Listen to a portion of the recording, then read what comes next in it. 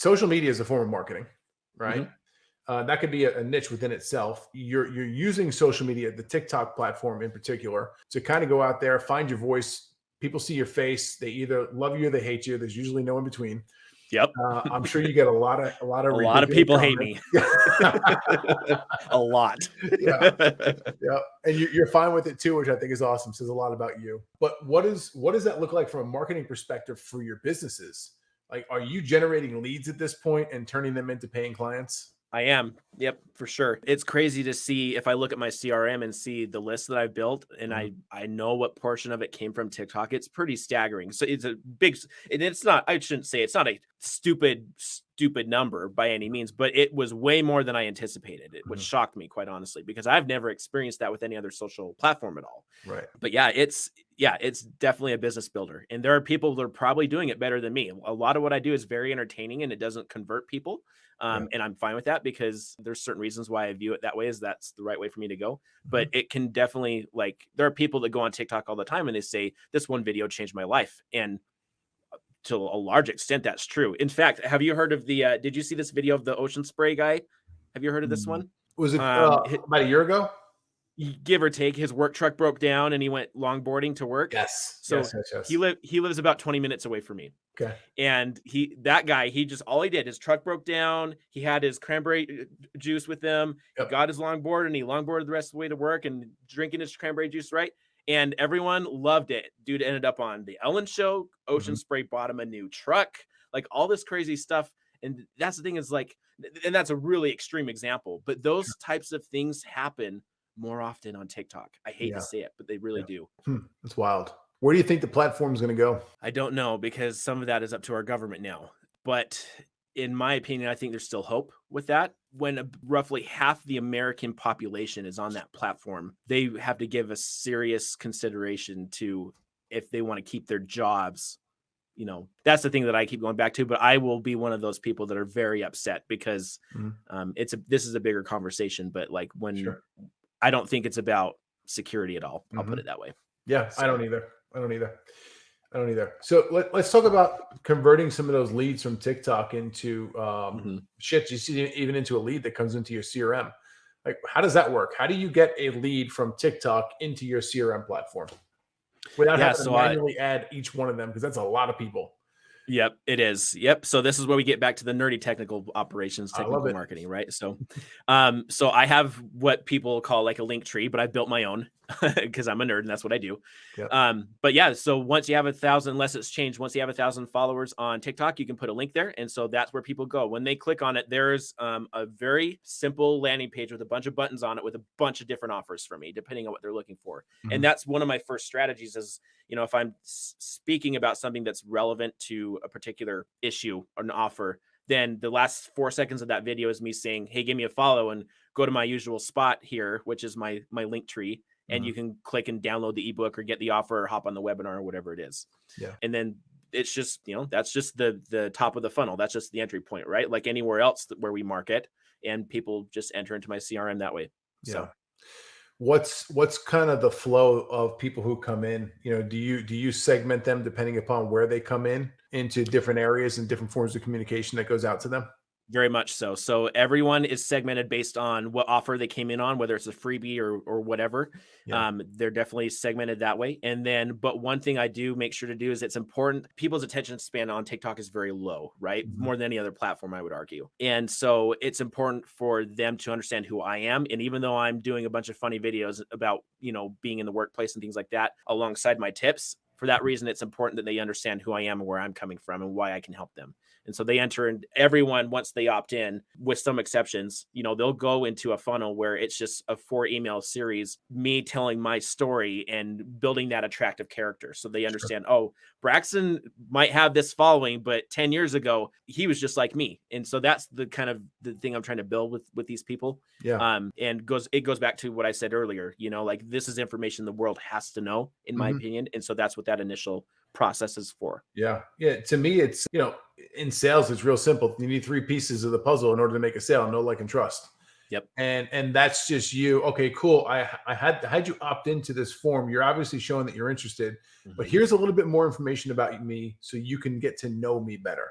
because you're going to need to get to know me better in order to determine if you're going to like me. Yep. Very And much then so. like leads to trust and so on and so forth. And at that point, then you can ask for the sale. Yeah, absolutely. And in my case, there are things that I say are very polarizing. Yes. And that's why I say a lot of people hate me, because they take offense to the choices that they've made that I am being aggressively critical of. So, and so sorry, go ahead. let's dive into that for a second here. What's the most polarizing piece that you've put out that has given you some serious hate from people? College is a waste of time.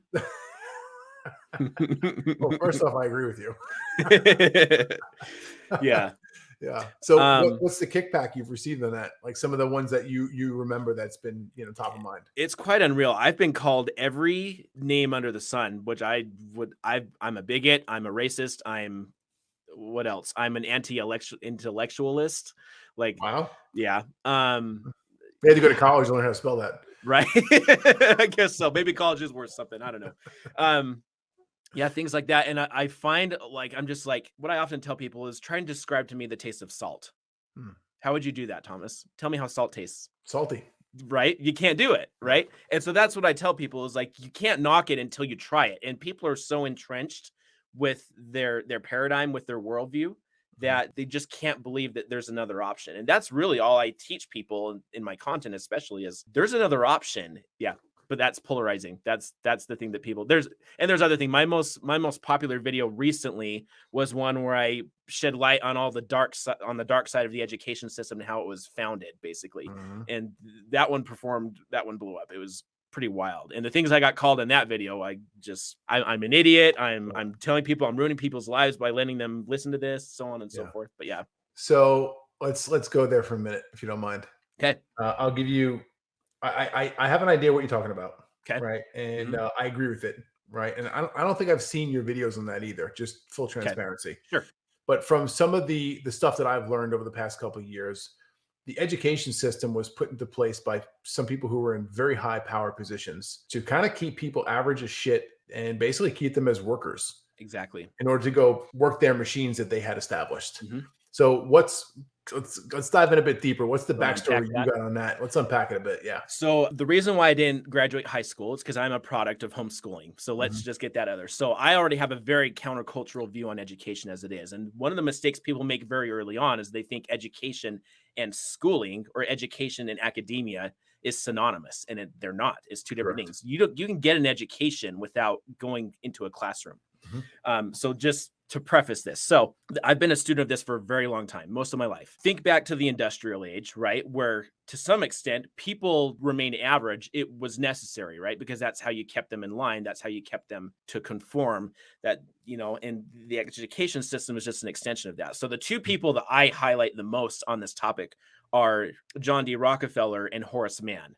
So John D. Rockefeller was a big oil tycoon who was one of the wealthiest people in the country at the time, right? And when this topic of, we have all these factories that we need to fill with people so that we can keep production going, right? How do we get them to be willing to do that? And they did John D. Rockefeller, I don't know who else, but a group of people, including him, did a bunch of research to figure out how that would happen. And what they found was it takes 12 years to indoctrinate a population. So then you got to ask yourself, what 12 years are we talking about? Because prior to the education system becoming standardized in our countries to some extent, that's what Sunday school was, right? You went to your church once or twice a week for maybe 2 to 3 hours for the whole week, and you learned the basics: reading, writing, arithmetic, whatever, right? So going back to Rockefeller and his group of whoever they were, they asked the question, well, what are we going to find to teach people for 12 years? And Rockefeller's response was, teach them everything about nothing. Which is why we now have things like calculus. And I'm not saying this is one of the things that people argue with me about, is that I'm saying calculus is not necessary. And I'm not saying that because we obviously need bridges. We obviously need technology and all the stuff that calculus does. But that's not the majority of people that need to learn it. Correct. And I'm just using that as one example. But there's a thing about how much time is wasted. And it's not any coincidence that when we're 7 years old out on playing recess for 15 minutes and the bell rings, and then we're 20 years later, we're in a factory and there's a whistle blowing to go to lunch. That's not a coincidence that happens. And I could go on and on and on, but that's the basis of it, is like, again, it was necessary to some extent to have people be able to fall in line, and we condition people to do so, to the point where even, a century later, generations later, we're still indoctrinated with that as a society as a whole. Yeah. And to me, it's very alarming, but Yeah, I agree.